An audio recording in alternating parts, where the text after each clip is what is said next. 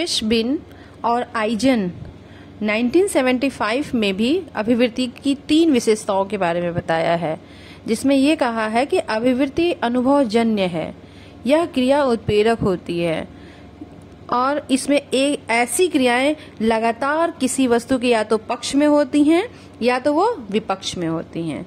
तो फिशबिन के अनुसार जो है अभिवृत्ति को जो विशेषताएं होती हैं वो इस तरीके से बताई गई हैं। एंडरसन्स ने भी अभिवृत्ति के बारे में कुछ बातें बताई हैं कि उसकी 5 प्रकार की विशेषताएं होती हैं, जो 1989 में उन्होंने अपनी बातों को रखा है। जो इस प्रकार से है, जो विशेषताएं होती हैं वो कौन कौन सी होती हैं अभिवृत्ति की, जिसमें संवेग होता है, स्थिरता होती है, लक्ष्य है, दिशा है और तीव्रता। ये जो 5 प्रकार की जो विशेषताएं होती हैं वो एंडरसन्स के अनुसार अभिवृत्ति की विशेषताएं कही गई हैं। अब हमें देखना ये है कि अभिवृत्ति को हम किन किन कैरेक्टरिस्टिक्स या किन किन लक्षणों के माध्यम से हम लोग जान सकते हैं, या अभिवृत्ति के कौन कौन से लक्षण होते हैं। ठीक है, तो अभिवृत्ति को समझने के लिए उनमें लक्षणों का जानना ज्यादा आवश्यक होता है, तभी हम लोग अभिवृत्ति के बारे में बहुत कुछ जान पाएंगे। तो ये लक्षण या ये कैरेक्टरिस्टिक्स क्या क्या होती हैं, जैसे कि अभिवृत्ति का जो रेंज होता है या जो प्रसार होता है वो बहुत असीमित होता है, अनलिमिटेड होता है। हमारी पसंद, हमारी नापसंद आदि सभी बातें जो है अभिवृत्ति के अंदर ही आती हैं। इनके अलावा अगर देखा जाए तो यह बाह्य वस्तुओं के प्रति हमारी स्थिति कैसी होती है, या तो बाह्य वस्तुओं के प्रति हमारी स्थिति या तो उसके पक्ष में होगी, या तो हम उसके फेवर में होंगे, या तो हम उसके फेवर में नहीं होंगे, या तो उसके विपक्ष में होंगे। ठीक है, तो हमारी स्थिति कैसी है किसी भी बाहरी वस्तुओं के प्रति, ये हमारे एक अभिवृत्ति का लक्षण होता है। ठीक है, और नेक्स्ट है इसमें कि अभिवृत्ति में जो है व्यक्तिगत विभेद होते हैं। अभिवृत्ति में व्यक्तिगत विभेद होते हैं, जैसे कि अलग अलग व्यक्तियों की अलग अलग अभिवृत्तियां जो होती हैं वो अलग अलग होती हैं। हर व्यक्ति में कहा जाए तो हर व्यक्ति में जो भी अभिवृत्तियां होती हैं वो अलग अलग होती हैं। जैसे अभिवृत्तियों को कहने का मतलब ये है कि जो हम लोगों ने अभी पढ़ा था ना, 5 प्रकार की अभिवृत्तियां होती हैं, जिस तरह से हमें संवेग के बारे में जाना था, स्थिरता के बारे में, लक्ष्य है, दिशा है, तीव्रता है, तो ये हर व्यक्ति में होती हैं, लेकिन हर व्यक्तियों में अलग अलग पाई जाती हैं। किसी में बहुत तीव्र होगा, किसी में मध्यम गति में होगा, जो बहुत ही संवेगिक होगा, जो बहुत ही संवेदनाओं से भरा होगा, या बहुत ही इम्पल्सिव होगा, थोड़ा जो स्टेबल होगा, स्थिर होगा। तो हर व्यक्तियों में जो है अभिवृत्तियां बिल्कुल अलग अलग तरीके से देखने को मिलती हैं। और नेक्स्ट है इसमें अभिवृत्तियां हमारे व्यवहार का आधार होती हैं। अभी हमने इसके बारे में पहले भी बताया कि अभिवृत्ति और व्यवहार का बहुत ही बड़ा संबंध होता है। व्यवहार के ही माध्यम से या व्यवहार के आधार पर हम लोग अभिवृत्ति के बारे में जान पाते हैं कि यह व्यक्ति का आचरण कैसा है। ठीक है, इस व्यक्ति के अभिवृत्ति के अनुसार ही हम उसके आचरण का पता कर पाते हैं, उसके व्यवहार का पता कर पाते हैं। ठीक है, तो इसमें कहा गया है कि व्यवहार का जो आधार है वो बहुत ही बड़ा होता है हमारी अभिवृत्तियों के लिए। नेक्स्ट 5 नंबर है इसमें, अभिवृत्ति व्यक्त एवं अव्यक्त हो सकती है। कभी कभी क्या होता है, हम लोगों ने पढ़ा होगा कि एक होता है इंट्रोवर्ट और एक होता है एक्सट्रोवर्ट।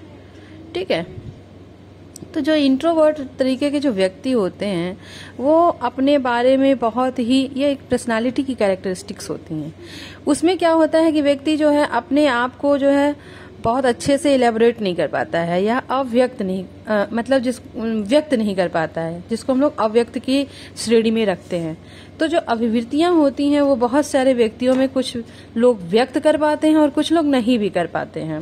तो व्यक्त अभिवृत्तियों का पता हमें व्यक्ति के व्यवहार से लग जाता है कि इस प्रकार का जो व्यवहार कर रहा है व्यक्ति, तो वो किस प्रकार का अभिवृत्ति उसके अंदर ज्यादा क्रियाशील है।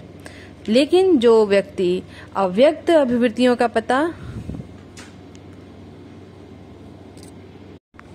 पता लगाना व्यवहार से बहुत ज्यादा कठिन होता है। मतलब जो अव्यक्त प्रकार की जो अभिवृत्ति होती है, ऐसे व्यक्तियों के व्यवहारों से पता लगाना बहुत ही कठिन होता है कि इनकी जो अभिवृत्ति है वो किस प्रकार की अभिव्यक्ति है। तो कहने का तात्पर्य है कि जो व्यक्ति बहुत बोलते हैं या जो बहुत ज्यादा अच्छा प्रदर्शन कर लेते हैं, जो अपने आप को बहुत अच्छा व्यक्त कर लेते हैं, उनको हम ज्यादा जानते हैं। और जो कम बोलते हैं, जो नहीं बोल पाते हैं या जो नहीं व्यक्त कर पाते अपने आप को, उनको हम लोग बहुत अच्छे से समझ नहीं पाते हैं। तात्पर्य इसका कुल मिला के यही है कहने का। ठीक है। एंड द नेक्स्ट है इसमें, अभिव्यक्तियां हमारे संपूर्ण व्यवहार संगठन में समन्वित होती हैं। सारी बात वही है मिला करके कि हमारा जो भी व्यवहार है या हमारा संपूर्ण व्यवहार जो है वह अभिव्यक्तियों के द्वारा ही निर्धारित होता है। एक बहुत ही इम्पोर्टेंट कैरेक्टरिस्टिक्स भी देखने को इसमें मिलती हैं, जिसमें विभिन्न संस्कृतियों में विभिन्न व्यक्तियों की अभिव्यक्ति अलग अलग होती है। अलग अलग जैसे संस्कृति पाई जाएगी तो अलग अलग अभिव्यक्तियां भी पाई जाएंगी। जैसे कि उदाहरण के लिए अगर देखा जाए तो पश्चिमी देशों के लोगों की अभिव्यक्तियां भारत में रहने वाले लोगों की अभिव्यक्ति से बिल्कुल भी भिन्न होती हैं, एक दूसरे से बिल्कुल भी मैच नहीं करती हैं। ठीक है, ठीक है, यहाँ तक क्लियर है सबको। यद्यपि जो है इस अभिव्यक्तियां जो होती हैं वो स्टेबल होती हैं, स्थायी होती हैं, तथापि इनमें परिस्थितियों के अनुरूप परिवर्तन होता रहता है और इसमें संशोधन होता रहता है। ठीक है, परिवर्तन भी होता है और संशोधन भी होता है। हालांकि अभिव्यक्तियां अस्थायी तो होती हैं, लेकिन फिर भी इनमें संशोधन संभव होता है और इनमें जो है परिस्थितियों के अनुरूप जो है इनमें परिवर्तन भी होता रहता है। अभिव्यक्तियां एक व्यक्ति या वस्तु के प्रति हो सकती हैं या अनेक के प्रति भी हो सकती हैं। जैसे कि एक राष्ट्र से लड़ते समय उसके नागरिकों को हम शत्रु समझते हैं। इस बात को समझ सकते हैं आप लोग क्या कहा जा रहा है। अभिव्यक्तियां एक जैसी हो सकती हैं, एक व्यक्ति या वस्तु के प्रति हो सकती है। ठीक है, जैसे वस्तु के प्रति कहने का तात्पर्य यह है कि अगर हम सारे सैनिक एक साथ जब लड़ते हैं तो उनके दिमाग में सिर्फ एक ही प्रकार का एटीट्यूड्स होता है, एक ही प्रकार की सोच होती है।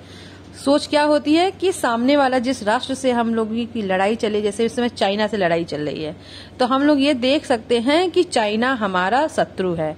ठीक है, चाइना हमारा शत्रु है, तो चाइना हमारा शत्रु है का मतलब है कि उसके नागरिकों को हम अपना शत्रु मानते हैं। सिर्फ एक ही तरीके का एटीट्यूड हम लोगों में डेवलप है। तो कहने का तात्पर्य है कि ये इस प्रकार का एटीट्यूड हम सभी लोगों में एक तरीके से डेवलप है।